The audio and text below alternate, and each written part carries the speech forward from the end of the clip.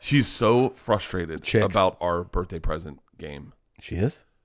Because I started Googling things I was going to buy you. And she's like, first of all, we're not buying that. And I was like, we're not buying it for you. We're buying it for Tom. She was like, hold on. She was like, I'm so excited. 100%. Cheers. Guys, you have to have home insurance. You have to have auto insurance. And the best place to get this all done is at Policy Genius. It can be a daunting task when you're like, what do I do? Where do I go? But these guys help you protect the things you've worked hard for. And of course, you protect your family. If you have a family and you don't have insurance to cover your home or your auto, you are being irresponsible. You need to do it. Policy Genius makes it easy. They combine a cutting-edge insurance marketplace with help from licensed experts to save you time and money. You go over to policygenius.com, answer a few quick questions about yourself and your property, then Policy Genius does the rest. They compare from over 30 top insurers from Progressive to Nationwide and find the lowest quotes. If you're a homeowner, head over to policygenius.com right now to get started. They've saved their home and auto insurance customers an average of $1,000 a year by re-shopping. Policy Genius, when it comes to insurance, it's nice to get it right. This podcast is brought to you by Kamikoto. Kamikoto makes great kitchen knives using traditional techniques.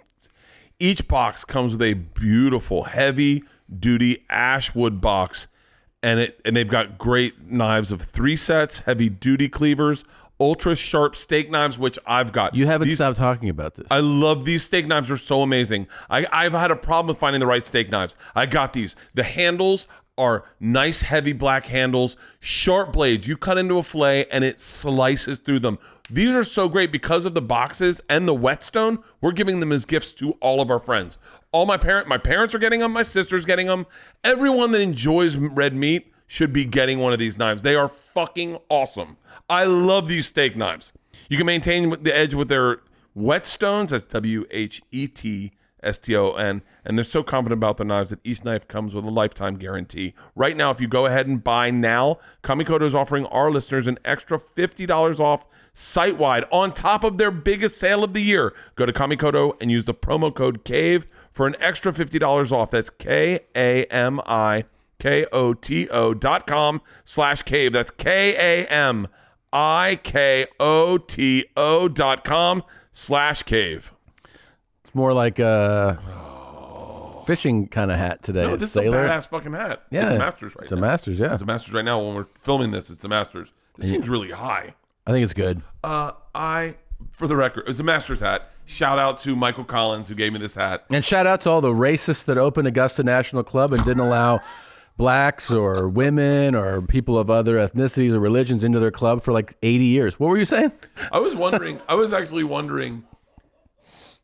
I would like to go back to like the first person when they started doing the rules and do you think there was someone that was a little progressive? They're like, hey, should we let black people do this? And everyone's like, what did you just say? Oh, I think like one day, like probably that, in Augusta, some black guy just walked up and was like looking to play golf. And they were like, what?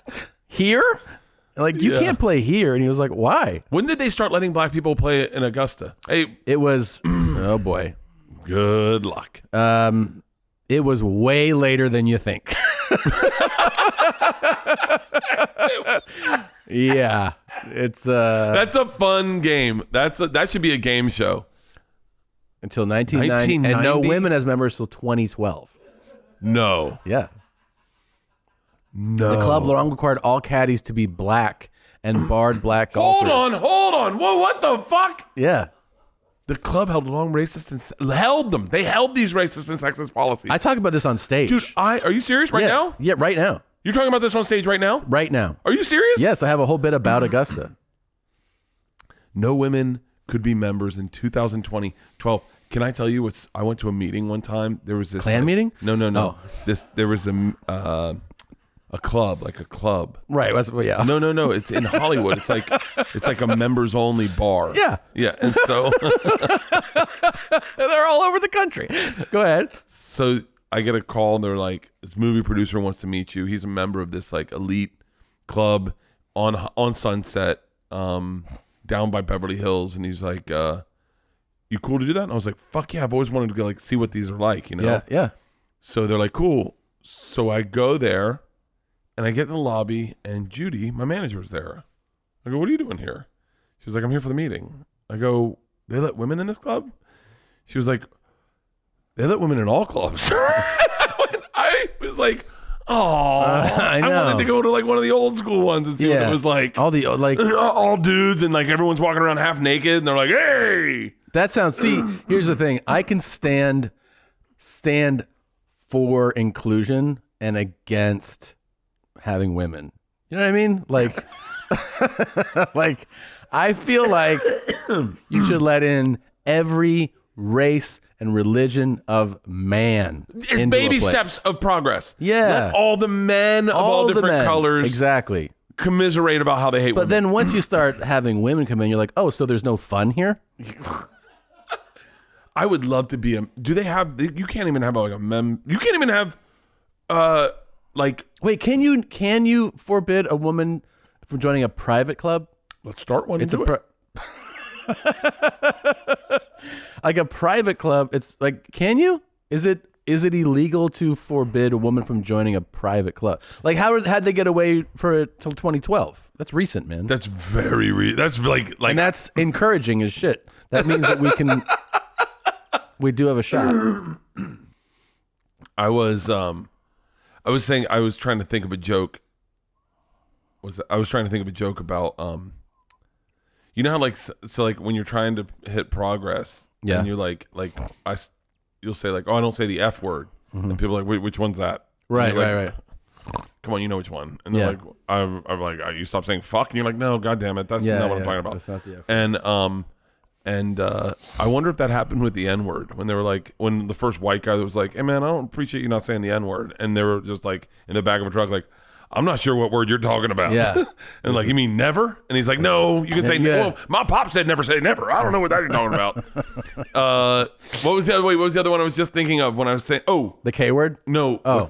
What's the K word? I don't know. What's it to you?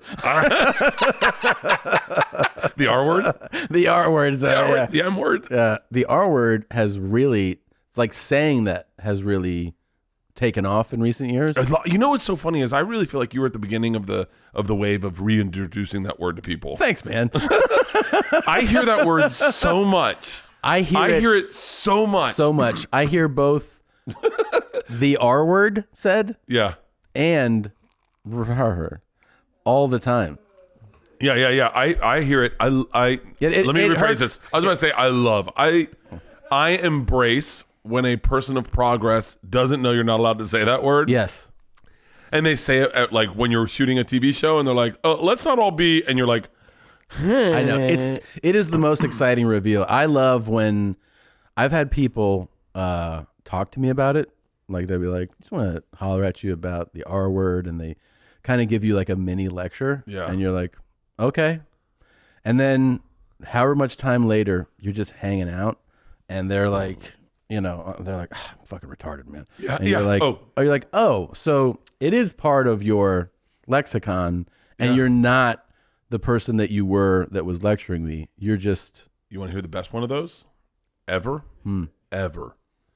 We're sitting at my house having dinner with a bunch of friends, and the topic of the N-word comes up of usage in the South. And I was like, it was very popular when I grew up. Like, my parents never said it, but I heard it. Every neighborhood I ever grew up in, I heard it. When we moved to Florida, I remember day one. I remember the first time I said it. You ready for this? This is a good story. By the way, get ready to edit this out. Okay. This is a very vulnerable story. I was 10 years old, and that is young. It's young. Well, you're gonna. The story has. Okay. It's not what you think. So there was You're like, come on, man, catch the fucking ball. No. You're 10 years old saying that. And so we lived in we moved out of a bad neighborhood. We lived in a bad neighborhood, rough neighborhood when I was really young, like rednecks. And did you really? Oh yeah. Like it was the first house we could afford, and it was all that level of white that could afford a house. They could afford to own a house, but they weren't their own bosses. Yeah. Right. So it was that, if that makes sense. And there was a black neighborhood that was on the other side of the street to ours. And this is a separate story, but this is how often I heard the word. The black kids came over one night and stole my football. It was in the front yard. They stole my football. I knew it was my football because we played in the street and the laces had run out. My dad used a shoestring to relace the football. And so they had my football and they challenged us to a game of football. And these two redneck brothers said, that's his football. And they said, no, this is our football. And they started fighting. The two brothers started fighting two black dudes. And then it got down to the youngest brother and the black dude fighting. And the dad came out of the two white brothers and started chanting, fight, fight. N-word and a white don't win. We all jump in, and hit me and said, start chanting. He's fighting for your ball. And I was like, oh my God. And that, by the way, I was traumatized to watch a fight. Now, cut to 10 years old. We moved to a better neighborhood. Yeah. And there was a black family in there. The Colvins. Shout out to the Colvins. They were awesome fucking family. They're from Ohio, I think. It's funny, the small details. And they had just gotten Pac-Man. Chris Colvin had just gotten Pac-Man. And we were playing one-on-one, and he was destroying me, like going head-to-head. And he started going, and the whole family's around because they had just gotten Pac-Man. Grandma, his cousin, his sister, mom and dad, right? And he's going, take that, honky. Take that, honky. Cracker, ass cracker. And the whole family's laughing. I'm the one white kid there, and I'm like, this doesn't feel so cool. So then I get in, right? I start to play, and I start going, and I go, take that, you... in front of the whole fucking family. In front of the whole fucking family. How'd that... Unplugged. They unplugged it? Unplugged the game. Chris's father, sat down and said, we don't say that word in this house. And I was really confused. So I was like, I thought we're fucking around. Like in my head, I didn't know the word. I had no weight of the word. I didn't know the word. I'd heard it in the other neighborhood. I'd never said it, but I was like, oh, we're going to bust balls. He's going to call me a honky and a cracker. Yeah. And he was like, we don't say that in this house. And he gave me like a very stern, but very loving lecture about that word. And then the grandma came in and the grandma explained what her life was like. I'm fucking 10. And I'm going like, I'm sitting in a Speedo on their couch, just like, what the fuck did I do? Like how do I get the fuck out of this? And Chris the whole time, shout out to Chris Colvin, is still my friend and busting my balls. And he's like, oh, like pointing at me. I'm like, get me the fuck out of here. But they were really cool. They explained to me that word was not to be used ever. I shouldn't say it, what it meant, the weight of what it meant. And then grandma gave me her story. I want to say his grandma was there. I'm sure if Chris hears this, he'll be like, my grandmother never came down to Tampa. Yeah. You have a very active imagination. So, but I know his cousin was, because we used to spy on her. She was hot as fuck. And then we got done. And his dad then was very cool. Taught me how to make peanuts. Like he made roasted peanuts and like brought me into the kitchen and come on, we'll make peanuts. And so we made peanuts, and it was the first time I ever said the word. Jesus. By the way, not sure we want to keep that in the show, but it's no. But so when you got home though, did you tell your parents or your dad? I didn't say a word. You kept it to yourself? I was like, I fucked up big. And you knew to keep that to yourself. This is the first time I've ever told that story. Really? Yeah. This is the first time I ever told that story. Do you know that I wouldn't curse, even in like fourth grade, fifth grade, up into sixth grade. Really? And a neighbor was like, lived across. I don't know if I want to give him a shout out the way you did, because he might be like, that's not a cool story. But I wonder what Chris Colvin's doing. I wonder if I could find him. Keep going. Yeah. But my neighbor, he and his brother were like, say fuck, and I was like, no, like that. I just didn't curse, and he was like, say it. And I go, no, I won't. So one of them put me in a chokehold, and the other one put a knife to my neck. Oh my God. And they go, say fuck. And I was like, no, kill me. I didn't say it. And they were like, all right, man. All right. Now, not a lot. And I was jerking off like next to these guys. Go ahead.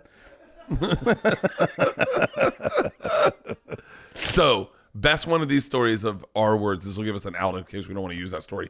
Best one of these R word, N word stories. We're sitting. That's a good story. Yeah. Yes. Yeah. I don't know. I It's get very vulnerable authentic. about that because then people pull that out and they're like, and they just clip. I'm not even going to offer that. Anyway, the whole point is, we're sitting at our house and we're talking about usage of the N word in the South, and we're just like, oh yeah, that word flew around a lot in the 70s and 80s. Like I heard it in public. I heard like it definitely. The wokeness wasn't around. One of my buddies is like, never said the word, and I'm like, you've never said the word? He's like, never said the word. And I was like, you never sang it in a song? He's like, never. I have a clean record. And I'm like, really? And he goes, never. It has never come out of my mouth. And I actually believe this dude, right? I believe this dude. That night, we go to Pat's. I'm with Omar Dorsey, Tone Bell, all the black dudes that hang out at Pat's. I shouldn't. Yeah, fuck it. Well, that's where we hang out at. Fuck, maybe I shouldn't say the name of the bar. But that's where we're hanging out at, and we're all drinking. And I pull him aside. I go, do you know this guy's never said the N-word? And they're like, impossible. I go, I actually believe him. And they're like, impossible. And he's like, no. I mean, and then we start talking about something else.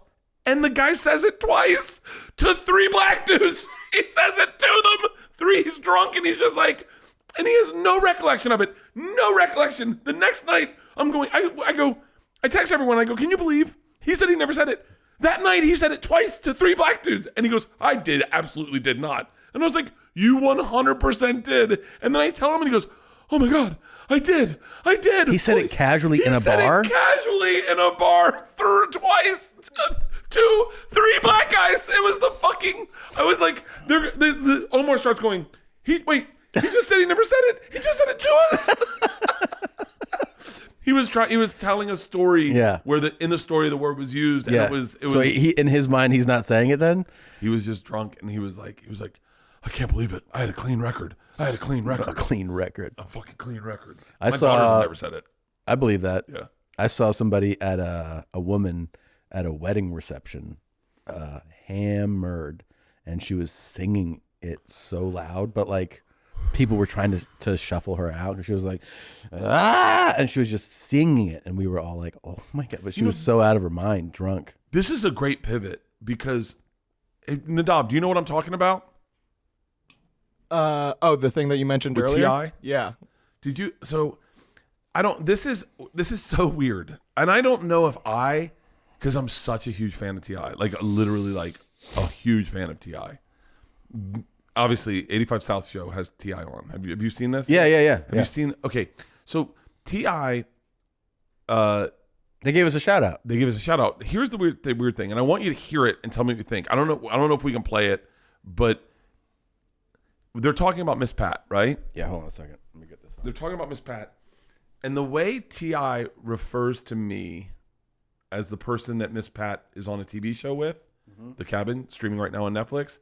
It sounds racist, but I know it's not. But I now understand when someone goes, "Why has he got to be a black man?" Oh, right. Like hear the way T.I. refers to me as he's talking about Miss Pat right now. Okay. It's with a white man, Bert. Yeah. Bert, go back, play it again. Just, She's actually on something else that's on Netflix. I forget what it's called. It's with a white man, Bert. It's with a white man. Yeah. Like it just sounded like I heard it and I go, it sounds.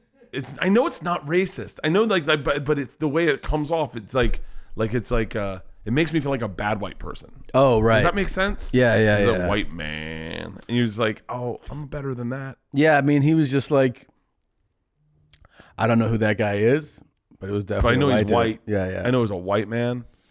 Yeah, I see I know what you mean. I mean, he definitely didn't mean that like disparagingly. I don't think he did at all. But I'll tell you what I got when you say something and you go, oh, that's not what I meant, right? There's a funny thing though. This comes down to like just like word choice. If you were to be like, there was a black man, that sounds fucked up. Yeah. But if you say there was a black guy, that sounds neutral. That's what, you know what? I swear to God, did I not say that enough? I said if he said it's a white dude, I go, oh yeah. It means he likes me. Right. But if you go white man, it's just like. It does. It sounds like a perpetrator. Yeah, it sounds like who shot all these people at the mall? And they're like, it was a white man. Yeah. Right. That's what it is. Yeah. I couldn't figure this out. And I played it for Ron, and Ron goes, oh, you're just up in your feelings because you're a fan of T.I.'s and he didn't know your name. And I was like, that's not it. I don't expect T.I. to know my name at all. But the way he said white man, it does. It comes out like if I said, so last night we got a knock at the door and you're like, who was it? And I go, it was a black man. You're like, why? What the fuck? Yeah. But if I go, oh, it's this black dude. Also, I think I just did it different. Like I said it different. Yeah. It was a black dude. And you're like, oh, what do you want? It was a black man. Yeah. It does comes out. Man feels like what you tell the police. Yeah. There was a Hispanic man here. It made me feel like I'm not a good white person when he said that. Yeah. He goes, it's a and I white think man. that your stories support that narrative. And, by the way, and I very much regret wearing this hat today. You need to take care of me on this one, Nadav, and clean it up. Fuck. No, you didn't do anything wrong, man. It's interesting because this is an even better pivot, Tom. Yeah. Yeah. Why don't we play the video that I accidentally posted on Instagram? This is going to be the episode that takes me down. Okay. I will say this. I moved to Florida when I was 14, which is, you're kind of a developed personality. What was that like? Dude, I'll be, because I moved from Milwaukee, which Milwaukee, a lot of people don't know, is actually a very segregated city. It's the most segregated major city in America. Like when they have like the percentages of people that live separate from each other, it's very segregated. But as a teen, as someone who went to middle school and the first semester of high school there, even though I'd see people in groups, we go to lunch, right, at the cafeteria, there's Asian kids and black kids and white, it's kind of, but people mingled. I didn't hear the type of thing where day one in Florida, I was like, holy shit. Like it was a very different culture where people were very openly racist. And it was having moved from cities where some people would laugh and snicker and say, oh, those cities have racism. Yeah, I understand that. But I'm saying as a kid, I didn't hear nearly anything like when I moved to Florida. Florida it was like going to prison. Yeah. Like where you hear people just openly, you were like, you talk like this, man? Like that, it was crazy. It's interesting because I think Florida is very classist in that there is a genre of Floridians that grew up there, their family grew up there, their mom and their meemaws, their peepaws, they all grew up there. And some of them have raised into power and have money, but that is the backbone of the racism. And then there's I want to say like all the people that moved to Florida and I hate putting Florida in a bad light because I grew up there and I love Florida. But I just know for a fact that Florida is different. Florida, Georgia, Mississippi, there is, like, people always wonder about racism. I go, I don't know, I haven't been there in a while, but growing up, it was very segregated, like very segregated. I mean, I went to school in Tallahassee. It was FAMU and Florida State. And there literally was where you drove across. I remember on Saturday nights, I drove Safe Escort. So I had a car. I'd take girls around campus. And black chicks always used to call up. I remember this one girl. Can I get 111? Was my number. It was the escort numbers. Everyone had their own number. Can I get 111? And they were like, yeah, hold on. 111, you got a request? I go, who's it from? She goes, Vanilla. I go, oh, fuck. And I go, all right, I'll be there in a second. And she would fill up my little K car. We had like a K car. She would fill it up with her friends and dudes, and I'd drive them to parties at FAMU. What is Safe Escort? What is that? Safe Escort. See if it's still in Tallahassee, Nadav. It's S.A.F. Safe Escort. Just go ahead, Tallahassee. Safe Escort was it was a job I had where I walked girls. I walk girls across campus. Those are female escorts, buddy. Those are female. Yeah. Those are... Safe Escort was I escorted girls across campus. It was awesome. So wait, how'd you get in that? My buddy Cheese had a job. Was the supervisor, and he goes, "You want a job?" And I was like, "Yeah." Me and Brent Bracken. He was 187. Were our numbers? He was 187. I was 111, and they girls knew us, and like especially the black. This just means that like you're not gonna rape them. Yeah, no, I'm going to make sure that they don't get raped. Right. So, like, I would walk them across campus. So, a lot of times you would just walk. Like, primarily you were supposed to walk them across campus, but we had a car. And so, we would take them, we'd drive them. You're just like an interesting guy to have that job. Not that I think not that you're an assaulter. It's just that I go like, so the party guy is your safe escort? I know, right? Like, it's just funny. I know. I think it's like, it was a fun fucking job because you met tons of chicks. Like, I mean, if I was single, you could have found girlfriends, but I was dating someone, so I just had great conversations. This chick Vanilla, I don't know if I wish she would. There's no way she's gonna hear this. Black chick lived in Dorman Hall with me my freshman year, and so I knew her, and she would hit me up I think she lived in Devony, and she would hit me up and go, send 111. And she knew that I knew her. And so I was going to break the rules. You weren't allowed to drive off campus. And I remember she was the one that introduced me to Wu-Tang Clan. And we were driving, and they were like, what do you listen to? I was like, Outkast.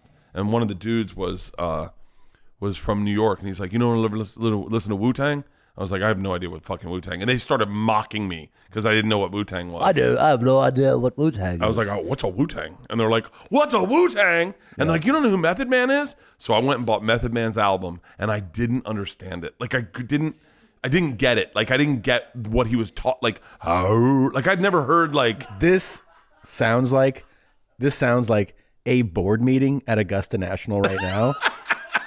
About, by the way, letting in a new member. Like, I don't know what this guy's talking about. And I know that I'm fucking my chances up of ever playing golf there. I am ruining my chances of playing golf there. I remember, do you remember Method Man's first album though? It was confusing if you didn't know. Tikal? That was the way he rapped. It's like everything was like, and it wasn't an album you could listen to in your car. The Iron Lung, man. He's just trying to catch his breath. He smokes so much weed. Dude, I'm telling you, this is why I want to do another live gig. Because I would listen to Method Man right now. Yeah, we could do that. Wu-Tang Clan ain't nothing to fuck. I didn't understand. Put heavy Wu-Tang in rotation for that next live. Oh, heavy. Let's get Method Man on. Do you know Method Man's swole as fuck now? Yeah. Method Man, and dude, I hate to say he's also super tall. I met him. We met on a flight, and like, he waited for me. What? Yes. How come you always get, like, my favorite rappers become your best friends? Yeah. He, Method Man Today. We're going to get him on the Today Show. Look at his fucking arms. Yeah, he's jacked, man. I saw him deadlifting. Yeah, look at him. He is. He's yoked. Jacked. Dude, look at that shit. He did a Day in the Life on MTV, 24-hour thing on MTV. That made me legit fall in love with that dude. I was like, a girl tried to kiss him outside his tour bus, and he didn't know the cameras were on him. Mm-hmm. She was like, oh my God, and came and tried to give him a kiss. He was like, the fuck you doing? Don't kiss me. He's like, I'm married. She was like, I know. And he was like, well, if you respect me, then respect my wife. And she was like, sorry. And he goes, that's cool, but just don't do that shit. And walked away. I was like, he didn't know cameras were on him. And I was like, that's a fucking good guy. Yeah. Method Man and fucking, Busta Rhymes is ridiculously big. Have you seen his arms? Mm-mm. Dude, type in Busta Rhymes 85 South show. I'm talking about 85 South way too much. I love those guys. Look at his arms on 85 South. You got to see look at his fucking arms. Yeah, they look huge. Dude, Busta Rhymes is ridiculously big. He looks like 6 times the size of the guy to his right. Like DC Young Fly. Yeah. Dude, there's a clip. I'm obsessed with their goddamn show. I love their show. Guys, you don't have to look like me or wear hats like Bert. You can take action. As soon as you notice you're thinning hair, it can be too late, right? You don't want to look at that. I mean, every day, another hat. But guess what? You can actually have a solution if you just take the action. Go to 4hims.com, the one-stop shop for hair loss, skincare, and sexual wellness for men. It's time to write a new chapter, one in which you have hair. These are not snake oil pills. These are not gas station supplements. This is real scientific solution backed by medical professionals. Have a consultation online, and if everything works out, you'll have products shipped right to your door.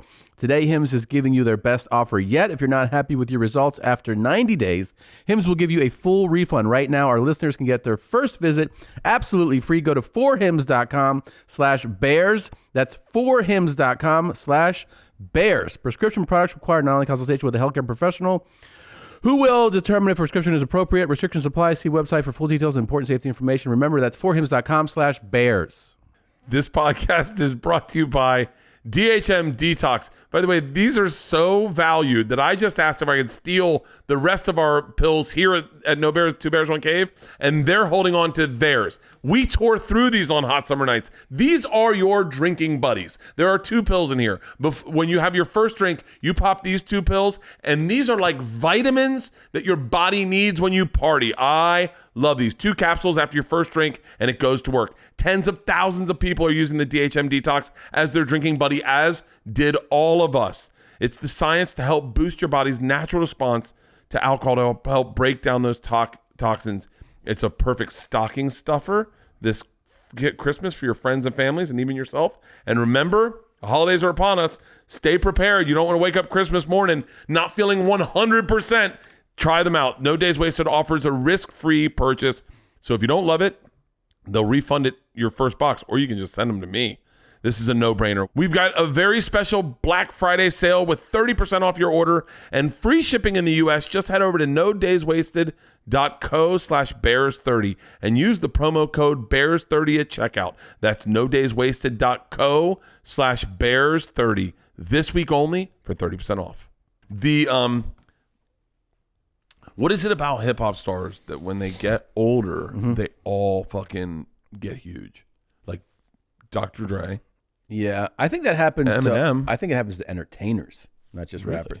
Yeah, I think like you even see like comedians that age some get really into your body. I think it's just like it's part of aging where you go like I'm starting to naturally break down, so I want to do all I can to not have it break down. That's so funny. And it's also like you can put a lot of energy. Like one thing about like being creative, I think, is that you have to direct energy, and you can direct it into like if you're making an album or you're touring, you feel like you're putting so much into that. And maybe if you're not like in studio, you're not on tour, you go, well, I got to direct all this energy somewhere. And you see people like really get into their bodies at some point. Can I tell you what I did? What? I did the exact opposite. When I was 27 years old, I had money, and I was fat, and I was just the worst I'd ever been. And so I said, I'm going to put all my attention into getting myself perfect right now, so that I can grab someone and get married to them, and then I can just let myself fall apart. Yeah. And I was like, I got to be the best Bert right now. There's never going to get better Bert. This is how you met your wife? That's how I met Leanne. As I got in the best shape I've ever been in, met her, and then I was like, all right, I'm done. I got it. I got the role. Yeah. Fucking, what am I going to do? I had met Christina after I had lost a bunch of weight. Like, I lost a bunch of weight in college. So then I come out here. You don't even remember. I got to send you stuff because we've talked about it. You have no recollection. When I met you, I weighed 185, 190. No. Yeah. No. Yes. Fucking I have pictures of us. Way. No, send me one. I'll send you weighed 185? Yeah. Yes. When I met you. And that's how I basically met Christina, and that's who she locked down. And then I was like, fuck it. No, I wasn't like, fuck it. It was a natural decline. I cannot lose weight right now. And by the way, I also get to places where I go, like yesterday, chicken breast and a salad, right? That's it. I'm going to see if I can, go ahead. Get a call from a friend who says, hey, we'd love to see the new place. We get a good sunset view. You want to go have some rosé? And I was like, ooh, yeah. So I pour rosé into my Kool-Aid growler, like 3 bottles so that we have enough. Murder rosé, and then all of a sudden I'm like, Georgia, take me to go get a burger. And she was like, what? And I was like, come on, let's go get burgers. And so we went to Jack's. Jack's is a burger place on Tujunga. I got 12 burgers, and I woke up this morning going 12 burgers. I have this thing where I go, I want to make sure I'm covered, right? Yeah. So I got 12 burgers, and then woke up this morning going, why I didn't eat yesterday? Like, why do I feel fat as fuck? And then all of a sudden, like a serial killer, I'm sure probably does, where he goes, oh my God, this blood's from that girl. There's a girl in my refrigerator. Oh, fuck. Yeah. I was like, oh my God. And then I was like, oh my God, hey, Snickers bars last night. I did a taste test between, someone said they didn't like Butterfingers. And I was like, I'm going to tell, and I go, I love Butterfingers. And they're like, why? And I go, I don't know. And so I started eating Butterfingers until I figured out why I liked them. And I was like, oh, I like the sharp saltiness that you get in a Butterfinger every now and then. Every now and then you get like a twinge of saltiness, like too salty. And then you're like, ooh, sweet, sweet, sweet. You know what's hilarious to hear? It's hilarious to hear.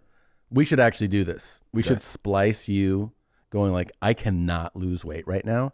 And then be like, I had 12 burgers and I love Butterfingers and the sharp sweetness in it. So like the comparison of I can't lose weight with what I ate. Dude, I did a sliding scale. I did a what's the scale when they show Neanderthal to Cro-Magnon? Oh yeah. I did that with Three Musketeers, Milky Ways, and Snickers bars last night. You ate all these? I started eating. I get out of control. I ate like an asshole last night too. I had 2 cigars. I didn't do that. 2 cigars, a bottle of wine, some Food Fight, a few burgers. I fucking fall apart, man. It's like I just need someone to stop me. Yeah. This is my problem and everything. But this is it, right? It's like I come into this show the same way. This show is exactly representative of my life. I come in and I go, hey, this is gonna be a fun show. We'll talk about it. And then all of a sudden I'm telling stories about the M word. And I'm like, what the fuck am I doing? And then I'm sitting here going, is this show even good for me? And then I'm like, why did I have to wear this fucking hat? Why did I have to wear this fucking hat? So You said the other day that you love fucked up toenails. oh my God, I cannot get enough of that and dilated pores.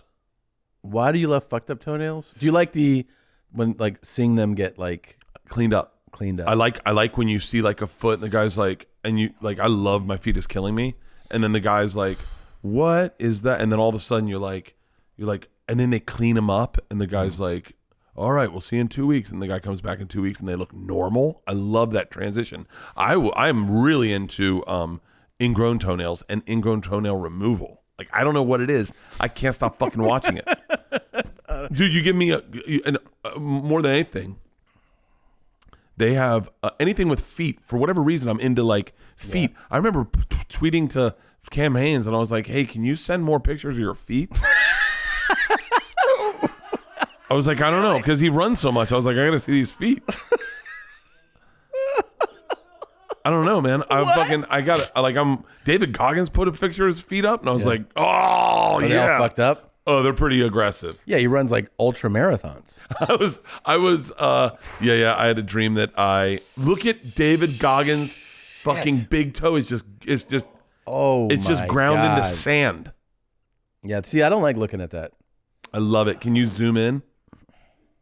Goggins' feet. Type in Cam Haynes' feet. I'm good. Oh my Toenail. God. Oh, look at that. Look at that. Look at that. Look at that. Look at that. All right. Hey, we're good, man. No. Dude, I'm looking for like foot porn, not like No. There was a guy that I followed. I used to tag him on Instagram. Fuck yes. Oh dude. When you're saying, come on. By the way, this really hurts. Like I've watched enough of these. This is super painful. Holy shit, man. Is there audio on this? No, okay. Oh my God. By the way, one of the things my dad said, oh my God, I almost came. I would say this guy's got some issues, right? There's a lot of the people that do this is they're just old people.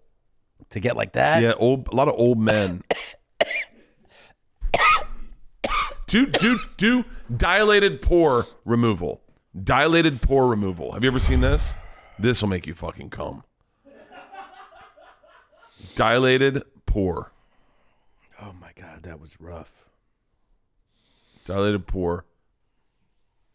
Oh yeah. Dr. Sandra Lee. Oh yeah, is that the pimple popper lady? Yeah, she's awesome. You can play without audio. Yeah. Okay. Just get to the pore. Get to the. This is not a dilated pore, I don't think, or maybe it is. That's easier to watch for me than the toenail. The toenail is. She's got some. Gnarly. Go find. This is not the best one in my opinion. I don't like it squeezing out. I like when they get out of here. Get out of this one.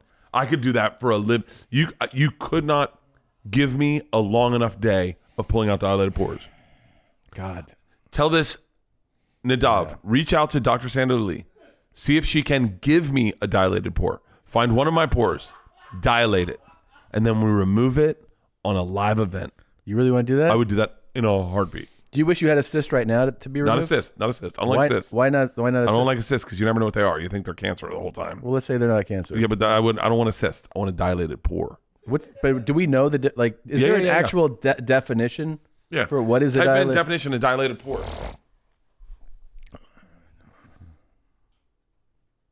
Let's see here. Some doctors or skincare professionals may try to remove the dilated pore of what? Weiner? I think just wow. Hold on. Just real quick. I want you to see what his initial search was. Yeah. What 19S is what 19AS and dilated. Look, I got fat, stubby fingers. I mistype, but By the way, I get really protective of Nadav when people shit on his Googling skills. I don't. I get protective of him because I go, he's doing the best he can. Oh, well, we just had a conversation about it. A dilated pore is just a pore that starts filling with oil, and that oil calcifies and get hard. Okay. And then it just starts expanding that pore. So Leanne had one on her face, and she popped it, and a seed came out. This is when she was a kid, and a hole was there. I loved this hole. I swear to God, I loved this hole. It was my favorite thing about her because back when we first started dating and she let me do anything to her, it would fill up with dried skin or makeup, and she'd let me clean it out. Can I tell you a hardcore secret time? I think she'd be bothered by this. Yeah. One time I was about to go down on Leanne, and she was like, something's wrong with my belly button. And I was like, huh? And I looked, and I was like, oh, there's like a thing in here. And she was like, what? She was like, I can't see it. And I was like, hold on. And I pulled out a rock of whatever the fuck had accumulated in her belly button, and it was the most, I mean, it was like, I thought of that when I fucked her. I was like, pulling that thing out of her. I don't know what it is, man. I'm like, wait, what'd you pull out? It was like a rock of like shit that just gathered in her belly button and gotten hard and had been there for a while, and it just accumulated, and she never took it out. And then all of a sudden I removed it, and I think about that more often than I think about the birth of our children. Okay. Oh my God. Navel stones. Type in fucking navel stones. Oh my God. Navel stones? This is, oh my God, this is why I love this podcast. Navel stones.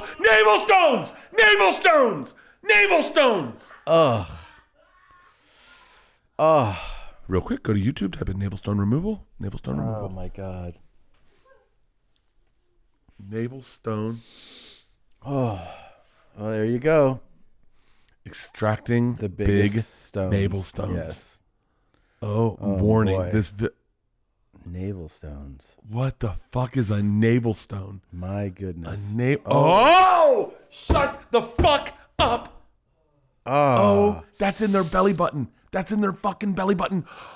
Oh! holy. Oh, I found something I love. Oh my God. I think I'll stick to plast photos. Oh yeah! Shout out to Shout out to I'm gonna do this by Yeah, myself. go I'm ahead. gonna watch this by myself. Turn this off. Thanks a lot. So yeah, we got a shout out on the Reddit. What's it called? Community here, because we had Michael Stahl, right? Michael Stahl. We had him on. You called him, and He texted us and was like, "Hey guys, I'm really into a lot of the shit you're into. I think." yeah. No, he gave me a shout, but they gave us a shout on the Plast PLASTT subreddit, which is pussy, legs, ass, toenails, and tits. Yeah. Smile. Sorry. Yes. Pussy, ass, legs, smile, toenails, and tits. It is. You know what I love about it though? A lot of it's like regular girls. I showed it to Leanne last night, and she could not get her head around it. Oh my God. And I was like, so hot. babe, this is great. it's so great. And I go, you know what it is? It's my favorite new thing. Yeah. I go to this subreddit and I J my D. J my D. It's great. She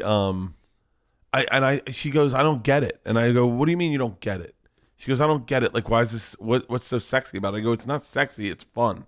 It's fun. It makes it real. Like all of a sudden, like you can see their personality. Yeah. Like you, all of a sudden, as opposed to in porn where it's like, my problem with porn is that it's just like Yeah. you know, and they're like, oh, suck this dick, fuck this pussy. Yes, it's very manufactured. Yeah, and That's the thing. this makes These you feel like more authentic. You can see that, like I love when they curl their toenails because I go, that's what I'm talking about. Yeah. That makes me believe in America. Did I ever tell you about the best lap dance I ever got? No, I but think I might have. my dick's getting hard, so we should probably close that. Go ahead. Wait, did we get any submissions of our? Oh yeah, we had Sabib? our own acronym. Sabib, scared, which is- underarm, behind the ear, but no underwear. What was yeah. Sabib? What was Sabib? What? Scared underwear behind the ear armpits. Yeah, That was actually a pretty good one right actually there. great. And I have a feeling that By the way, that's the angle. and like our Ian? submissions are all going to look like these types of guys. It's not going to be chicks. I didn't think it was me. I didn't think of. I thought maybe there would be more dudes, more girls. Thank you guys. Oh, that's fucking These great. beeps are getting me going. Sabeeps. Yep. Very good. Oh, this is fucking fun. So, best lap dance I ever got. We're in I wish I could remember where we were. I'll call Ron. Ron knows the name of the club. Oh yeah, did he know a few people that work there? So Ron, the best part was Ron loves strip clubs, and he goes, "We're like, hey man," he always wants to go to a strip club with us. So we go to a strip club the last night of tour. We're in, I fucking forget the name of the city we're in. We're in. Oh, by the way, never mind. And so I pull out like a ton of money because we just had a good tour, and I give everyone, "Hey, you there?" Yes, sir. Hey, what was city were we in when you're on Two Bears One Cave? What city were we in when we went to that strip club where Andrew didn't want to touch the girls? Fort Wayne. Fort Wayne. Okay, perfect. Who are you telling this story to? Everyone. Are you doing a Two Bears, One Cave? Yeah, doing Two Bears One Cave. Oh, my God. Yeah, Fort Wayne, Indiana. All right. Fort Wayne. All right, I'll call you back. I'll talk to you all later. right, later. Bye. So we're in Fort Wayne, Indiana, and the owner of the strip club had come to my show. And he was backstage with some girls. They'd all come to the show. He was like, "You guys should come back." And we had never been to a strip club the whole time we've been on tour. Yeah. So I was like, "Let's do it big. Let's go big." So I go, we made good money. I go, I'll pull out some cash. Everyone's got like, $1,000, $500, whatever. Have fun. Let's just fucking have fun. They came out to the show. Give them money back. We're gonna have a good time. So we roll in, and Ron is in his element. I mean, Ron's like, it's almost like watching a kid it's like watching Rick Glassman play basketball. And so, Yeah, shout out to Rick. yep. And so, I'm just sitting there. I kind of stopped getting lap dances for a period of time because I was just like, I didn't like the power energy about it. So I'm talking to the manager, and one girl comes by, a really attractive girl comes out, fucking ski jacket, and it's snowing out, and she's like, "Oh my God, the fuck are you doing here?" I said, "Oh, we just came to the strip club." And she was like, "Oh, fuck." She was like, I'm such a big fan. And I was like, "Oh, cool, hang out." She's like, "No, I just got done work. I'm going to go home." She was like, "Oh my God, I would have loved to have given you a lap dance." And I was like, "Actually, I've always had a joke about it, and I've wondered, I would love to play it out." I said, I used Come to have on a my joke. tour bus, and I'll put some music on. And was that the joke? I said, I always thought it's never the same thing about porn. You go to a strip club and the girl's already halfway naked, and then all they do is like take off a top, and there's no sexiness to it. Like usually, like the sexiness is getting a woman undressed. Like that's Right. what we're into. Right. She is in full ski clothes, like not ski clothes, but full Like winter gear, outfit. yeah. And I said, "I'll tell you what, I'd like to get a lap dance from you like this." She goes, "Well, I don't want to go change." I went, No. I want to see you take all of it off." And she went, "What?" I said, "I had a bit about this." And like, I go, "I'm not asking for a full lap dance, but like, if you want to give me a lap dance, I will take a lap dance, but I want you winter coat on, everything, like scarf, hat, all of it." Yeah. And she was like, "I'll fucking do that." And I was like, "Let's do it." And so we go back, and and oddly enough, we didn't even go to like a very private place. We went right where everyone was. And it was fucking awesome because she was no longer, and I don't mean this disrespectful, she wasn't a stripper. She was a person. Right. She wasn't like someone who was disconnected. That came out really bad. She wasn't someone that was disconnected from her job. She was connected to who she was as a person. Right. And so she starts taking her coat off, and then she's like, "Oh shit, I have an ugly bra on." And I was like, "Oh, this is real. This is what it's like." Right. And then she's like, When was this? This was the fucking a year ago. Yeah. By the way, you really do treat this like a confessional when you come in here. Yeah. By the way, that it gets worse. It gets worse. Oh, okay. It gets worse. But she ended up stopped doing the lap dance because she was embarrassed, and she was like, "Oh my god, I can't believe that. Like, this is like fucking weird." Yeah. And I was like, "Yeah, right." Yeah. And she was like, "I'm like." And it was like the sexy things, like the belt mark in her stomach from her pants. Yes. That you're like, that's what a woman looks like. Right. Women don't always look like glassy and like silky and smell great. Which is back to why Plast is awesome. That's why Plast is awesome. Yeah. Same. Yeah. So then last lap dance I get, and then I had to fucking break the walls down and I start getting lap dances, right? Yeah. And so this one girl, I ended up getting a lap dance from someone else just as like kind of a cool thing. And then towards the end of the night, there's two girls come over and they're like, "Hey, the manager said that we need to give you a lap dance." And I was like, "Oh, okay." And then I just tip them and I said, "What are like?" I never asked what the rules are. I've been like, because there are rules when you go to strip club. And the girl goes, "They said there's no rules for you." And I was like, "What?" She's like, "I don't know. You're famous. You can do whatever you want." And I was like, "For real?" And they're like, "Yeah." And I went, "Awesome." Grabbed my phone and I FaceTimed Cowhead. And she's like, "What are you doing?" I said, "There's no rules. I'm gonna fucking show my friends." Didn't touch him, didn't do it, just fucking he didn't answer. Jeez, this is so different than my the guy that owned the venue that I performed at and was like, "Hey, I own a strip club," and we went with him and we walked in and it was so sad. I'm not gonna say it was so sad. And he's like, "Hey, Crystal, get over here." He's like, "How you doing, babe?" And she goes, "I feel sick." And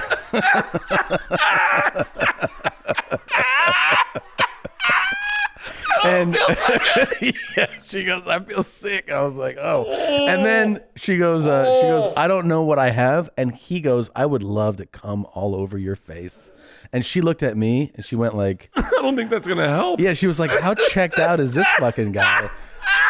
And so then I feel like I'm a rescue dog. I'm like, I go, you need to leave? She's like, "I gotta go home." And he's like, "Oh, I just want to come on you." I'm like, "This is how you talk to your employees?" Yeah, I guess the Me Too movement hasn't reached strip clubs. No. And then he was like, "Isn't she hot?" And I was like, "I mean, maybe when she's not sick." Yeah. Because she looks kind of worn down and she's telling us that she's sick. Oh. And he's like, "Yeah, you want to go?" I was like, "Oh, I think we're good." We just had a drink and we were like, we split, Dude, I miss that. I miss that. There was like that's a part of like stand-up comedy energy where you'd go to. Oh, and there was a girl who was on like the main stage, and she had a jacket on, and I go, "Do they always wear jackets?" He goes, "No." He goes, "Hey, why are you wearing a fucking jacket?" Like he screamed it, and she'd forgotten. She was like, "I'm cold." So she I'm cold. Yeah. I was like, this is pretty cool. I miss that. Doing radio and strippers would come in. Mm-hmm. I did one of my favorite ones I ever did was I did Cowhead one time, and I had told him about down blousing, and these girls were going to come in and get naked to win money or whatever. This is back when radio could do that shit. Yeah. And then we were like, I was like, how about don't let them get naked, just have them down blouse us, and whoever down blouses us the best. See if you can find pictures of that. Type in Cowhead down blousing, and then maybe Bert. No, it's not going to be on the podcast. No. Type in images. Go to images. No, I can't. Was that girl doing it right there? Where? That girl? No, that's Carmen. No? No, Okay. she definitely wasn't. "Hey, Bert, I know what I'm getting you for Christmas. The Manscaped Perfect Package for that hairy chest of yours." That was going to be my gift for you as well. Support for Two Bears, One Cave comes from Manscaped, who is the best in below the men's belt grooming. Jingle balls to the walls, fellas. Listen up. Untrimmed pubes are a thing of the past. Trim pubes are definitely what's in. I shape and trim and cut and groom. My wife just mentioned on My dick and balls? on Christina's podcast that I shave my balls. Yep. Pure. Yeah. So clean, so smooth. You got to get the revolutionary Manscaped. They have redesigned the electric trimmer. Their Lawnmower 3.0 has proprietary skin-safe technology, so you don't stab and bleed and pour blood all over the floor and toilet and your friend's mouth.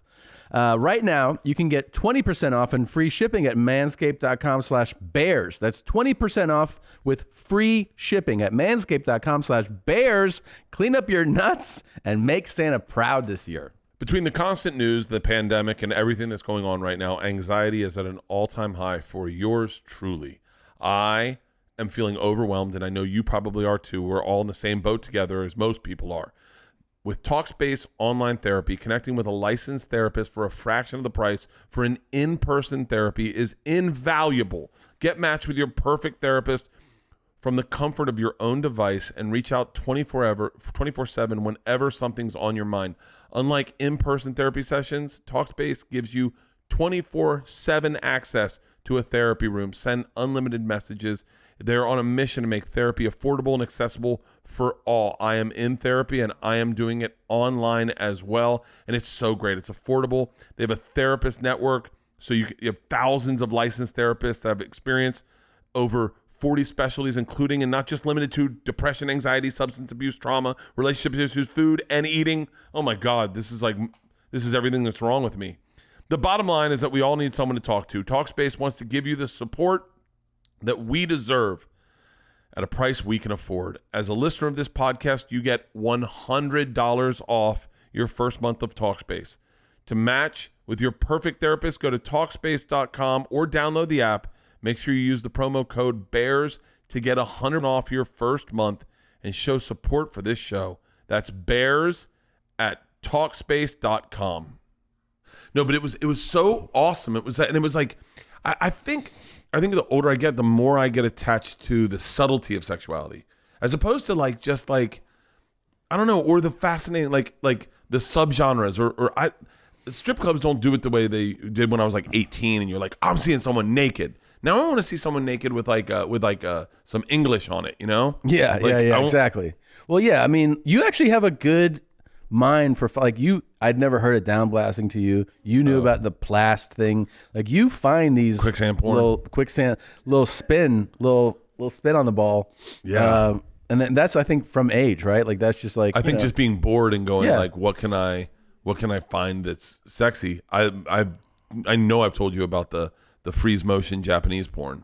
Yes. That's fun, stuff like and that. that was good too. That was really good. Yeah. And here's the weird thing is I'm having, as the older my daughters get, I have a real disconnect with porn because I'm I don't know, I feel weird being a dad that has daughters that have.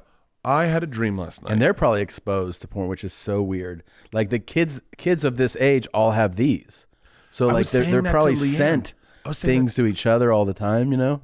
Can you imagine? We had to get a hold of a videotape and get a VCR to see crazy shit. And you had to have alone time where you knew no one was coming. You couldn't just check your phone and go, Live 360, where are my family at? All right, I got time to jerk off. Yeah, no. You had to be I hope my dad's on his way home. Yeah.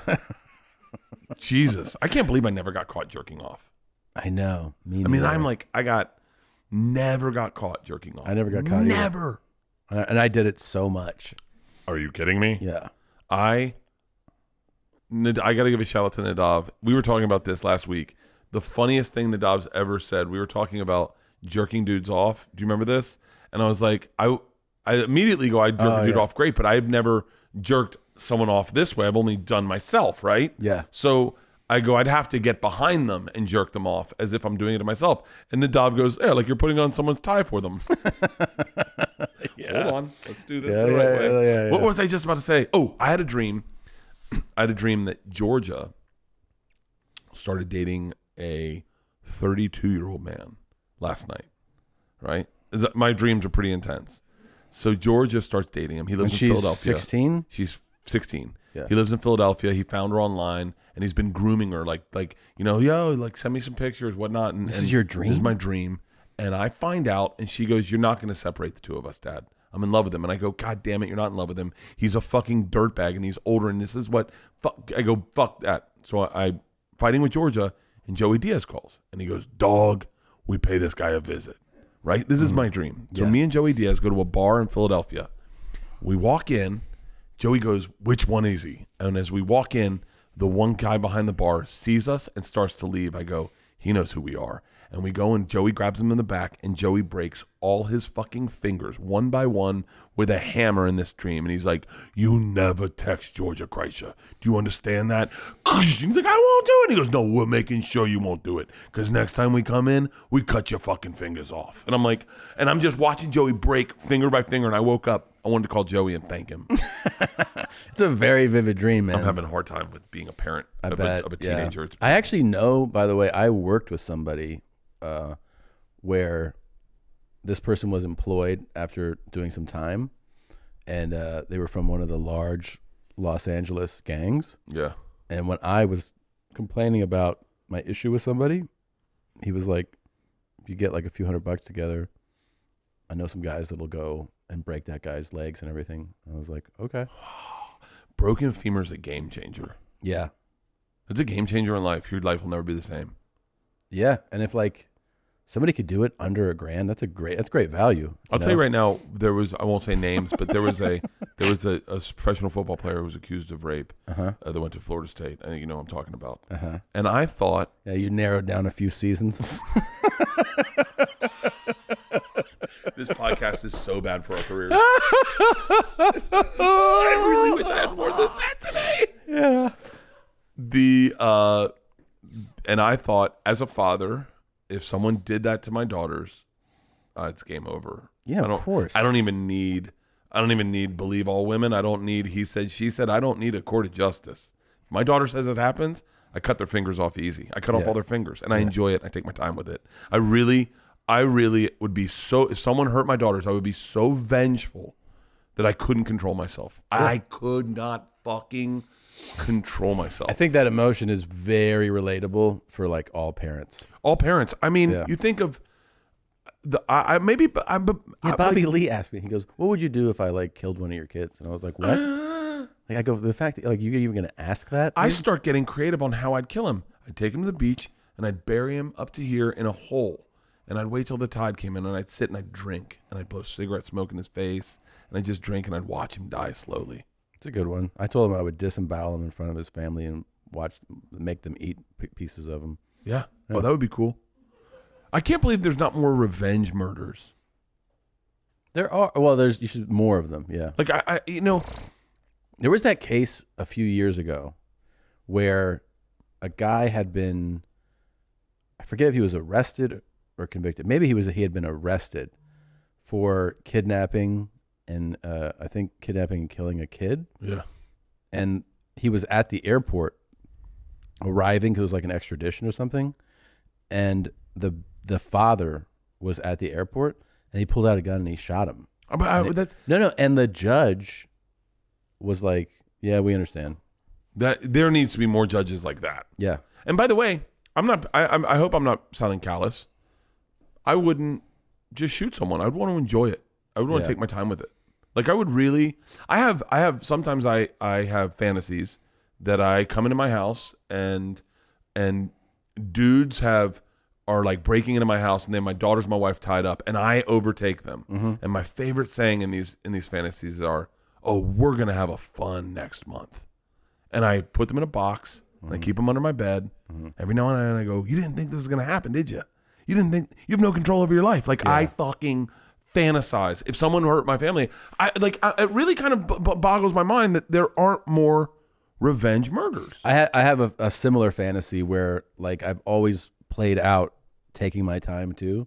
And so for me, it's about kind of kidnapping and putting the person basically under, you know? Yeah. Like a chloroform kind of thing. Oh, yeah. And then when they wake up, they're tied up, you know, and they don't know where they are and they don't know what happened, but it's the person that wronged me.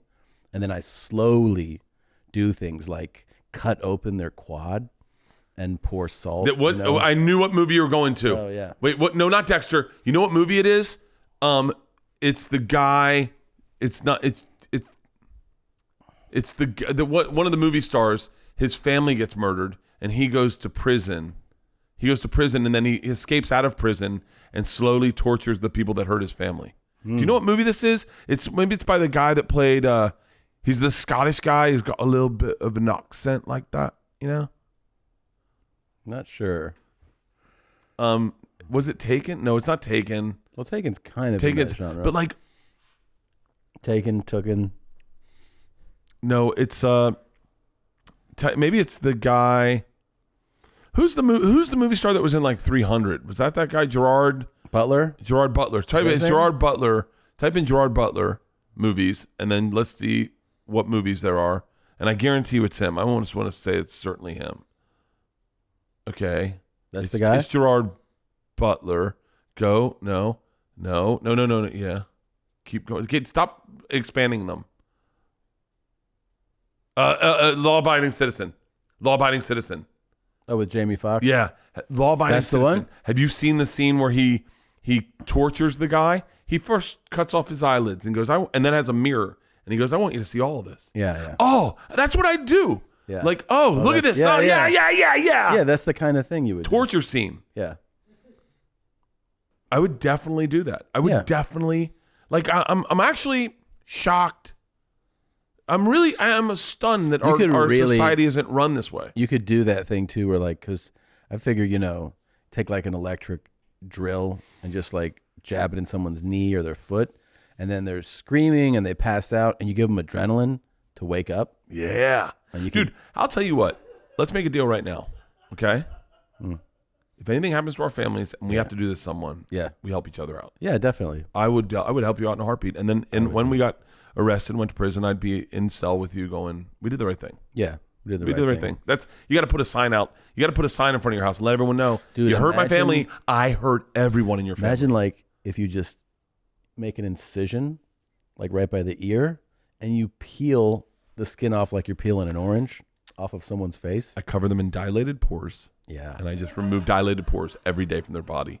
And then my dilated pore picker outer. Hey, what hang on. What was I just thinking And then about? you go like, oh, I didn't know you wanted to transition to being a woman to the guy. And the guy's like, I can hear you. Is this your tongue? Yeah. Did we hit your tongue? I'm so sorry. I'll remove your testicles for you.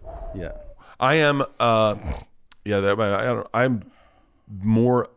getting more and more attached. That sounds horrible, to my family. Like, I know that I should have been that way my whole life, but like, I think the closer my daughters want to leave, the more I'm trying to get everyone to stay and not go anywhere. And I'm not like Georgia got in a car accident, and the dude that hit her, some guy ran into her. She got in a car accident right away? She had her car like a week. What, someone rear-ended her? Rear-ended her, and then the guy got in her face, and started fucking yelling at her, and he was cornering her. And dude, if it wasn't for some guy at the laundromat, older black dude, comes out and was like, get the fuck out of her face, and fucking protected Georgia. And Georgia was like, thank you. And then she was like, and then Georgia just, left. And I go, did you thank the guy? And she was like, I don't know, I was so scared. And so the other day I'm driving to the laundromat with her, and I'm like, see if you can find the guy, because I want to go and thank him and give him like $100, to be like, hey man, thanks. I think he works at the laundromat. But fucking driving with that kid is a nightmare. So is she driving again or no? She's driving again and has no sense of direction. Meaning like doesn't know, like we got into a big fight about it, but like just pulls out. I actually got into a fight with Leanne about this. So she pulls out and then she's like, I'm just going to take a left. And I go, well, hold on. You'd have to cross 2 lanes of traffic. It's a 4-lane highway. You're not going to. It's easier, baby, just to not cross traffic like that where you don't have a light. It's easier to find the light. She goes, Mom does it. And I go, yeah, Mom grew up in a fucking town where they had a donkey and a fucking stoplight. Yeah. And so she has no frame of reference. But if you grow up in a city, you normally go to the lights. And she goes, that's not true. And then Leanne jumps in. She goes, you can cross. That's fine. You just wait your turn. And I go, why invite a massive accident into your life when you could just go to the light and then turn at the light? And she was like, huh? And I was like, am I crazy? Like, why the fuck? Yeah. Why wouldn't you? And Leanne's like, you ain't gonna get in an accident. I go, tell that to the person that gets fucking T-boned at 40 miles per hour. Yeah. Well, by the way, Leanne drove my bike last night. Yeah. And it's a little tall for her. And I'm not lying when I say she takes it up. She's having a blast, takes it back. And then as she gets up to me, she dives off of it. She dove off the fucking bike. Why? She was like, I couldn't get my feet down. So she dove thank God I caught the bike. She literally, Tom, run, and then just went, and dove off the fucking bike. I was like, what? And she goes, I know you think I was being dramatic. I can't touch my feet. I was like, you dove into the street. You dove onto the street. Like, you could have fucking really hurt yourself. You dove. She dove. Fucking. She's so frustrated about our birthday present game. She is? Because I started Googling things I was going to buy you. And she's like, first of all, we're not buying that. And I was like, we're not buying it for you. We're buying it for Tom. She was like, hold on. She was like, I'm so excited. I'm so excited. Can I tell you, this is what she's upset with. Because I go, we're going to spend more money on each other the next time. And she goes, yeah. And I said, so if I spend 20 grand on his next birthday, then in November, I'm getting something 25 grand. Like, I'm getting that back. And she was like, that's not the way to think about this. She goes, just do better than he did. I go, or I can step up the game and make this escalate really quickly. Yeah. Until the point where he's like, I got you a jet. Fuck. Like, this needs to be, I'm telling you, we need to make a website. We need to make a website where we can team up dudes who buy each other presents. Why don't they have a Tinder for friends? Let's create Tinder for friends. Let's create Tinder for friends. Okay. Well,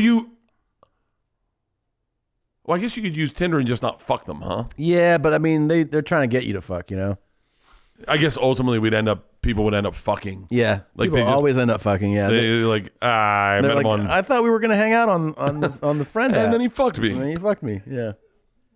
By the way, we got totally distracted way earlier from what you were going to talk about, which was the flag in your home. By the way, this is me. This show should be called Bert Cancels Himself. But just like, what is the scenario? You sent this in a text, and I was like, what is this? This is your living room? Yeah, this is our living room. And so for people listening, you see that you're in the living room. Bert's sitting on a chair. There's couches. There's bookshelves. And then your main focus goes to that there's television and there's a football game on, and then underneath it, an enormous "Make America Great Trump 2020" flag. Promises kept, promises made, promises kept. Right, and that's in your living room, prominently displayed above your our television, fireplace. above your fireplace, as if we're waiting for Santa Claus. Right, and it's like, obviously you go, okay, this is a big Trump fan's home, and then I just didn't know, and you're like, well, let's talk about it. So what's the story? So I got fucking lit up by everyone. So, I didn't even know this. Oh yeah. I posted it on Instagram stories, forgetting that Trump flag was there. I'm just talking like, about dude, the check out the Cowboys game. and the Steelers and how the spread wasn't being covered, and I was losing money on that, and I forgot I put the flag up. So we were in Arizona when doing Hot Summer Nights tour, and there were Trump flags everywhere, but I could not find a place to buy one. I wanted to buy one because I just wanted to buy one. I wanted, and Ron is not very against Trump. By the way, I'm not going to tell you my politics. Ron is very against Trump. Very against Trump. Right. I'm not going to tell you my politics, but I will tell you I did not vote for Donald Trump. Okay. So just so everyone's clear, but I'm a comedian. I don't give a fuck about any of this. My thing is the joke. I just want to giggle about stuff. So like we had an incident where Trump supporters were on the corner in Arizona. Did you see this? And you told me this. And I started honking towards them. And like, hey, and then they started cheering, and then we started laughing, going like, oh, they think I'm big Trump. And then Ron jumped. He was taking a piss. We're at a stoplight. He jumps back in the seat and he starts honking, and they start going nuts. And Ron's like, oh yeah. And then he doesn't realize he's honking at Trump supporters, and they see a black man driving a shirtless man's bus, and they're like, hey, and he's like, fuck you, like out the window. And we're like, easy, Ron. And then a big fucking riot almost ensued. So we did a show in Arizona, and I said, I kept saying, you guys all have Trump flags, but you cannot see where they sell them. I don't see a place to buy them. You can't get them at Walmart or at Target. Like, where are you guys getting their Trump flags? And then a little back and forth with me and the audience went on that I will not engage about. That was because it was right before the election.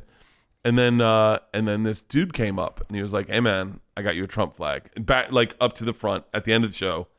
And I grabbed it, and first thing I did is I put it in the bus where right behind Ron. And Ron's like, fucking hell no. And he's like, we're getting rid of that flag right now. And so I had to hide it so I could keep pulling it out to fuck with Ron. Yeah. My daughters are, despite their unintelligence or uninsightfulness about anything politics, they are very politically motivated. They have big broad views on the world, Yes. and they're fucking dialed in. Now And they're teens, They're yeah. 14 to 16. Leanne and I both applaud their passion, but whatever. It doesn't. They're not going to get to vote. So, but they are very anti Donald Trump. Very anti. So Okay. the last thing we do is I come home from tour on Sunday, I think, and the last thing I'm going to do with this flag is I'm going to put it up in our front yard. But I can't. So the girls come home and they see a Trump flag in our front yard. Yeah. But I can't get our fucking. I can't flip out our American flag pole with the thing, and they're coming home, so I panic. So I run in and I put it on our mantle, a big Trump 2020 sign, the flag, and the girls. This is great, by the way. Just dad in the home fun. Yes. This is exactly what you live for. Yeah, this is everything. So I get the fucking Ring cam set up. I'm going to record it. So or the Nest cam. And the girls come in and lose their shit. By the way, they already know I've not voted for Donald Trump, I think, right? No. Election hasn't even come out yet. No, wait. Yeah, this is the other day. Right? I mean, This was Sunday. And so yeah, I come back. And so they've already know that I didn't vote for Donald Trump, but they see the sign and they get fucking livid. Like Georgia goes to her room, won't talk to me. Isla's like, Dad, take that down. We need to burn that flag. I'm like, we're not burning any flag. First of all, this thing's fucking comic gold. I'm going to hold on to this for the rest of my goddamn life. And so they all leave. And I start talking to Leanne, and then I start having a drink, and then I start watching football, and I forget that the Trump flag's up. Totally forget. And then I go, fucking Cowboys aren't covering the goddamn spread. And I shoot the video, and then I post it, and all of these jokes are now gone, and I have divided my fan base in half. I am getting destroyed by people. And I'm like, what the fuck are they talking? I'm going on Twitter. I'm like, what the fuck is everyone so? Oh my God. And then I'm like, oh my God, the Trump flag's still up. I'm doing videos with Trump flags everywhere. It's like the time, okay? And I have another confession to make. We were in Alabama. Isla needed a hat, and she put on a Make America Great Again hat. And I said, we're definitely buying that. Okay? And so we shot videos with Isla in this Make America Great. She didn't know what the hat meant at all. She was like 12. And one time, do you remember one time I was FaceTiming with you? Yeah. And that hat is up by our door. And I go there, and you go, what the fuck is behind you? And I go, what are you talking about? You're like, behind you? And I went, oh, that's our Make America Great Again hat. I understand that this is super like fucking loaded with people in this world right now. Yeah. I feel like it's so divided. It's really crazy. so divided, but my goal is to just giggle. I just want to Yeah. make fun. Like I don't really give a fuck about any of that. But man, just play the video and you can see that it's like it you can't even tell. You can't even tell that I like just listen to it. I literally am just it is the fucking ultimate like troll without ever planning to troll it. Yeah. Let me tell you something. I'm rooting for Pittsburgh to stay undefeated. I bet on Pittsburgh. But when they don't cover the spread like this, You mean I to just tell go me fucking beat them, Dallas. you didn't know you were So doing fucking this? Did not Angry. realize the flag Seriously? was still. I swear to you, on the life of both of my children, Really? I had no fucking clue that fucking It's none. so prominent. It looks like you're the most devout donor. Oh, it's so prominent. It's right there. And man, some people were like, good on you, Bert. Oh, yeah. Way to fucking let Hollywood know who the fuck you are. Yeah, and then I was like, yeah. oh, easy, buddy. I was like, I don't think you know who I am. I'm fucking so sorry to let you People down. took everything, like there still are right now as this is like playing out, but like people take anything you say or do. Yeah, I got the same thing where it's like encouraging or people were like, thought you were different, man. Yeah, it's like, Not surprised. And you're like, okay, all right, bud. this one girl was like, this is outrageous. And then I like had to DM her and be like, I had to follow her, then DM her and be like, yo, just so you know, like I had to explain it in a text. And then I was like, I'm Yeah, not going why am I to, I was like, explaining I'm not myself? going to explain this to her. But by the way, if it really bums me out that that's the way our country is run. I know. That It if sucks. you go, hey, I support So-and-so. Biden, everyone's like, well, then I can't fucking trust you, fake media. Yeah. And you're like, well, hold on. Or if you go, I support Joe Jorgensen. Who the fuck votes for Joe Jorgensen? Might as well not vote. It's a wasted vote. It's like Kanye. The birthday if party. you vote for Kanye, just Yeah. seriously, like You're a piece of shit. I think they should actually take those people aside and go, hey, you guys got to go to prison for a year. Yeah. Like that was really stupid what you did. And we're sending Kanye with you. And we're sending Kanye with you. Yeah. I guess we just lost our chance of getting. This has been a very volatile, hot button episode. I wouldn't be shocked if this got Tim Dillon numbers. I really appreciate you letting me back on the show, man. It's been fun, and I apologize for all the things I did about Nadav. And It's always good to have someone you hit back. me up and they're like, "Hey man, when are you going to be on Two Bears One Cave again?" I was like, "I'm on it all the time." You missed what? You missed 2 episodes, man. I missed 3. 3. Yeah, but you've been on. You're the only guy that's been. 4. I might have missed 4. You're the only guy that's been on tour. Wait, I did one with Leanne. One with Bobby Lee. Yeah. One with Tim Kennedy or Tim Dillon. Yeah. And one with Ryan Sickler. Oh, you're right. So it's 4. That's 4 in what? 3 months. I think what's only fair is to have our fans rate who did best out of those 4 substitutes. That's fine to me. Yeah. Who You want it in the YouTube comments? I can do it on. Ooh. With this episode, I'm saying. In this episode, tell us who you think did best. Leanne Kreischer. Yeah, which was the best guest bear of the lockdown? Leanne, Tim Dillon, Bobby Lee, and Ryan Ryan Sickler. Sickler. Yeah. It's interesting. I have my notes. I won't watch them because You can I also- get jealous. Sorry, you could email at 2bears1cave@gmail.com and you just put best guest bear in the subject line. Today I put on Twitter. You can't watch? I can't watch them. I get jealous. Really? Yeah. I don't know. I'm weird. At least I'm honest about shit. Here's the biggest problem with me is I'm super honest, and I think it fucks. I'm not good at I wish I could be have a PR presence. You know, I do fucking interview. I did an interview for The Good One. Have you heard of that podcast with Vulture? It's actually a really great podcast. Really? Yeah, it's a really great podcast. The Good One. You take one of your jokes, and then you break down how you wrote it and how you arrived at how Who hosts this? Goddamn it, Jamie. I just texted him today. Oh. James. I've heard of this actually. I'll tell you who hosts it. By the way, I just posted on Twitter. If the vaccine comes out in December, will you take it or wait for it to see if it gives people tails? Mm-hmm. Jesse David Fox hosts it. And everyone is saying they're not going to take it. That no one's Well, gonna take it. here's the thing, man. Bill Gates and his friends are just trying to control us and get us sick and make more money. And that's one of the main reasons not only am I not going to take that vaccine, but any vaccine. By the way, anti-vaxxers are this is their moment. This is their 9/11. They're like, This see? is, See, guys? Oh, afraid you're going to be autistic, are you? Yeah. What if we all get the vaccine and we all turn autistic? What happened? And then anti-vaxxers are like, looks like I run the fucking world now. Could be. I mean, it's, possibly talking about a few 100 million doses going out like that, What do you do? Do you wait a year? No. You can take it? Yes. Really? Yes. Yes, dude. What if you do like you do when you do like a ghost shot of it? You're like, I'll take it. And then you don't take it. You're like, I'll take it. really? Yeah. Would you give it to your kids? Sure. Really? Sure. Really?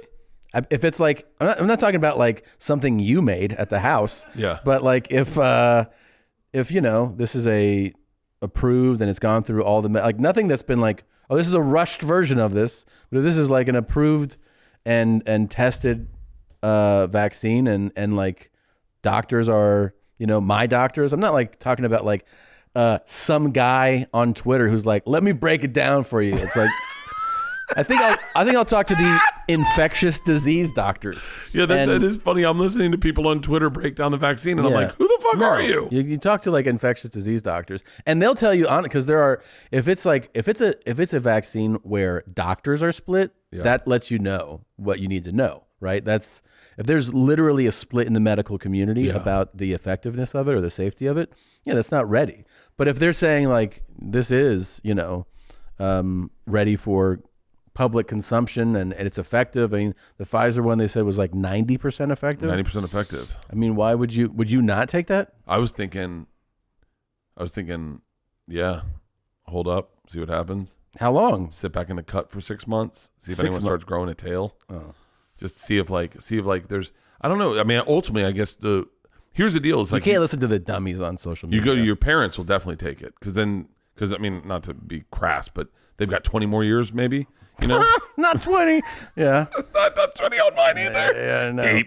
And so, Yeah. so like they'll take it because what are the side effects? Well, who gives a fuck? I get to go live a solid 5 years where I Yeah. don't have to worry about getting this fucking disease that is murdering my generation. Yeah. And then, but me, I go, I don't know. What if it? Yeah. Like, I mean, I'm look- scared. I'm scared to take everything. Like You don't get vaccines? I get vaccines, Yeah. but I got the flu shot before we went on tour, and then I got the flu. What about your girls? Do you give them back? Did they take They vaccines? got all vaccine. They Yeah. did. Yeah. Fucking, you fell for it, dummy. Yep. What about you guys in the booth? Would you take the vaccine? Yeah, I would definitely take it. Other guys? Chris? Yeah, of course I'd take it. Yeah. I might just invite Ari to my house and have him slip it to me.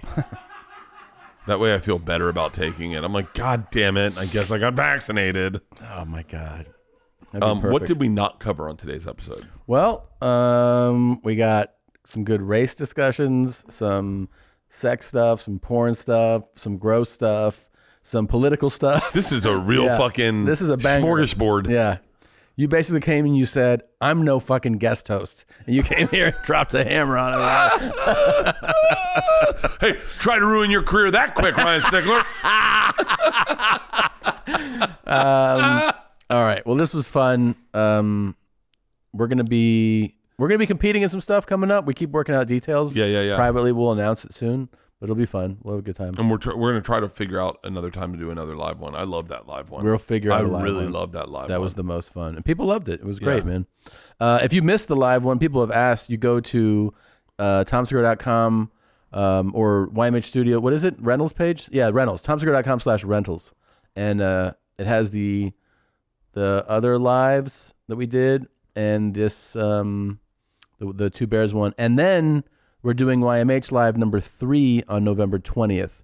So if you have not gotten tickets, Oh, you doing call the it- Thanksgiving one? Well, it's the week before. So yeah, Oh, really? it's for the week of Thanksgiving. Thanksgiving is the 26th, so this will come out the 20th. It's available through the 29th with a ticket. And we have Danny Brown, Mark Rebier doing original music. Mark Rebier. Oh, by the Yeah. way, I saw him. My sister Maria. I saw him It's on nuts. your. Mark Rebier is a really interesting dude. Talented guy, man. Really fucking talented. Yeah. He did those drive-ins. Yeah, he did. Same as me. But his shows, I think his shows. A sick show. I think it's actually like I heard him talking about it and going like, yeah, it works, you know. But I think he has an advantage because he's so different than and it's such a live event. It is, and he actually set up a phone line on stage. Phone line. I think, if I'm not mistaken, I don't want to take. I think he did his show from inside a green room screen on the stage? event. Yeah. That guy's fucking.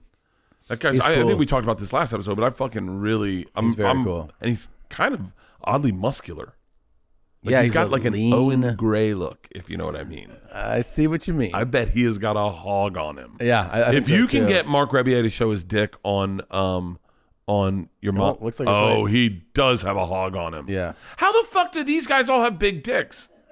Like, if you look at like the way culture should go, us meatheads, We should have big we should have dicks. really big dicks, and we don't.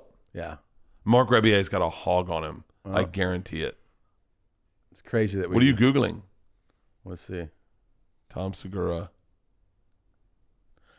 Oh yeah, because people were pointing out mine, kept talking about my dick Where? What? from this video, like this promo.